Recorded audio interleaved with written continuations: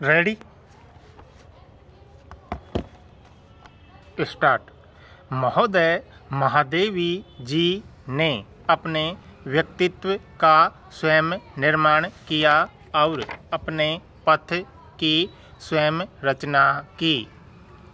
अपनी पूरी क्षमता के साथ पथ की बाधाओं को चुनौती देती हुई जीवन में अग्रसर हुई।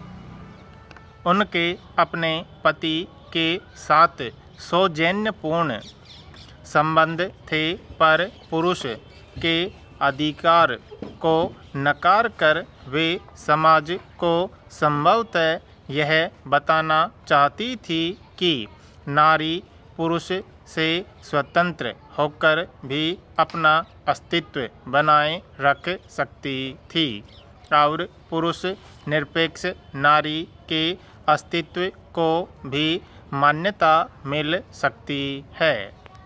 उन्हें नारी के प्रति पुरुष के दृष्टिकोण पर क्षोभ था। पुरुष ने कभी नारी के अभाव का अनुभव करना ही नहीं सीखा। स्त्री को प्रत्येक पग पर प्रत्येक सांस के साथ पुरुष से सहायता की भिक्षा मांगते हुए चलना पड़ता है। समाज संगठन में नारी अपना निजी योगदान दे सकती है। समाज की समस्याओं का समाधान नारियां अपने ढंग से कर सकती हैं और स्वस्थ संबंधों की स्थापना भी की जा सकती है।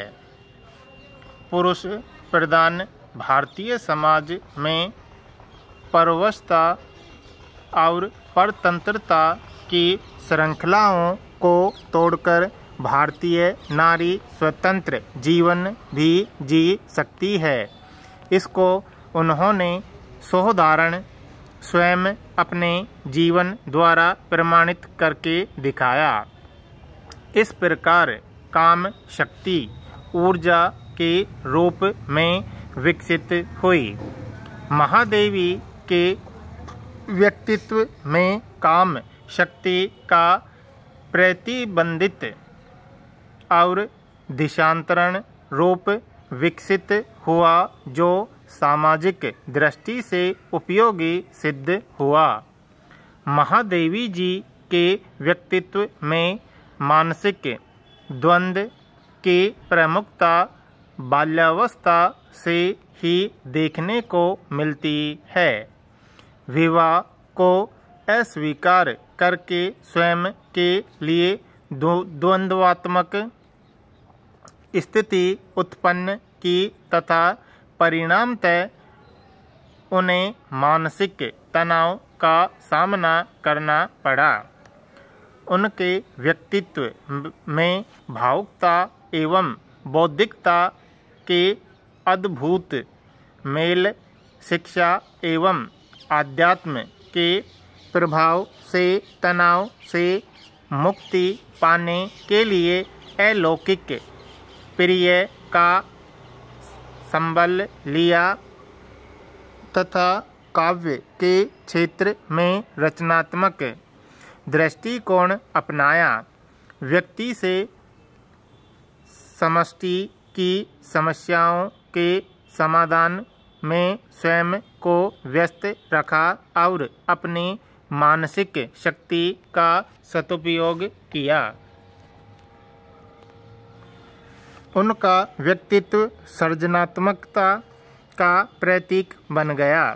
उन्होंने अपने सबल व्यक्तित्व द्वारा अपनी परिस्थितियों को चुनौती देकर मनोनुकूल पथ का चुनाव किया। अपने आत्मविश्वास को उन्होंने कभी नहीं खोया। जिस मार्ग पर चल पड़ी कभी लौटी नहीं। महादेवी जी ने अपनी इच्छा शक्ति का प्रयोग करके अपने दुख को अभिशाप बनाने की अपेक्षा शक्ति बना लिया। दीपक से उन्होंने जलकर दीप्त होने के और कमल से विकासशील होने की प्रेरणा ली। नारी जीवन की उन्नति के लिए वे सदैव तत्पर रहीं। वे स्वयं कन्यावध तथा बाल विवाह संबंधी नारी समस्याओं से परिचित थी और स्वयं को भी कुछ सीमा तक उलझाना पड़ा। अतः इसके विरुद्ध आवाज़ उठाई कि समाज नारी की शक्ति और क्षमता समझे, नारी भोग्य नहीं शक्ति है, निराश्रित नहीं आश्रयदात्री है।